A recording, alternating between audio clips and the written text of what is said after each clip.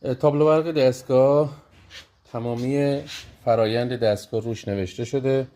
زمانی که پمپ شارژ روشن بشه چراغش روشن میشه، زمانی که موتور اصلی روشن بشه چراغش روشن میشه، پمپ تخلیه همینطور، زمانی که کویل کار بکنه ورود خروج آب، تمام این چراغ‌ها روشن میشه. ما اینجا یه آلارمی داریم و زمانی که دما بره بالا آلارم میده، آژیر میکشه و دو وضعیت داریم، هم به صورت دستی کار میکنه هم به صورت اتوماتیک.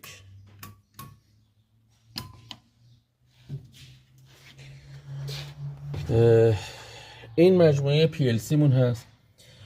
PLC که استفاده میکنیم برای دستگاه برند اومبرونه. پروگرام میشه بر اساس برنامه‌ای که توی دستگاه هست به صورت اتوماتیک این رو برای ما کنترل میکنه.